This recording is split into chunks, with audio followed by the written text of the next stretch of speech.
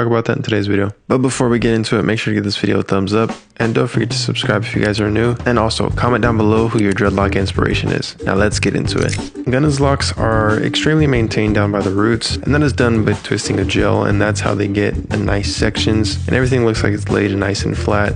And overall his dreadlocks look a pretty decent size, with them all being pretty skinny, although we hardly ever see his dreadlocks outside of a hairstyle, which is quite interesting. The most popular hairstyle we see Gunna do is braids. Even if it's box braids or cornrows, that's typically what he goes with. And I've seen a few photos of him with two-strand twists, but overall he's most of the time inside of a dreadlock hairstyle. And this can be beneficial, but it can also be a problem. If you were to continue with your hair being either in two-strand twists or in braids, the dreadlocks will have a tendency to want to combine. Now of course, if you're not switching up the hairstyles frequently, then they will eventually combine.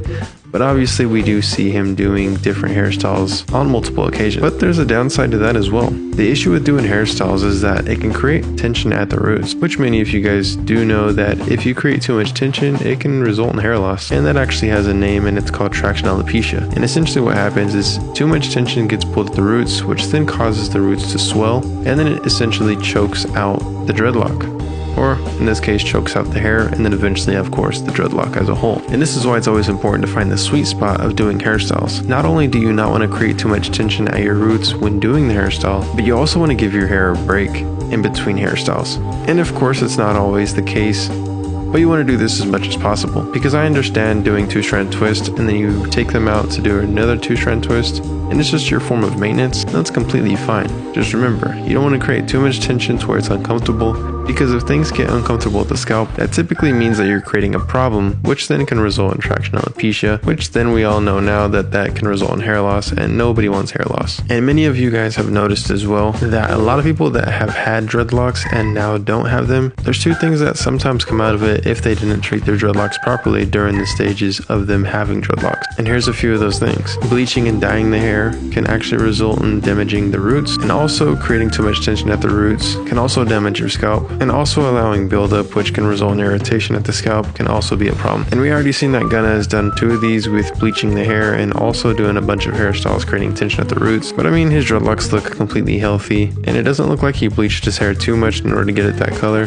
which is actually quite interesting because we see that his hair is kind of this copper tone, and some of the hair is a brighter color than others. And sometimes when I see people's dreadlocks like this, or even hair in general like this, I wonder if that's the look that they're originally going with, or if bleaching and dyeing the hair just didn't go as planned. And of course it can go any way, and I'm believing that this is what he planned on doing, because I have seen quite a few people with this hair color. One thing that I have noticed about his dreadlocks, if you look closely at his sections, is that they're not bricked, and breaking the sections on the dreadlocks allows the hair to actually lay down a lot flatter when you don't have your hair inside of a hairstyle. Because what happens if the hair isn't bricked, which means that the dreadlocks are just offset a little bit, meaning that you put one dreadlock to lay in between 2 dreadlocks versus one dreadlock laying on top of one dreadlock. With them laying on top of each other allows the hair to look more bulky, which could be the reason why he doesn't let his hair down, but of course it could just be simply that he likes his hair in hairstyles. One thing that you will notice right off the bat about Gunna's dreadlocks is that he doesn't have a tapered hairline, and we typically don't even see him with a lineup. And this is just like how I explained it in Young Thug's video, is that he hardly ever has a lineup, and if he does, it's just kind of trimmed down. It's not a straight line or anything like that, which is quite interesting because I feel that a lineup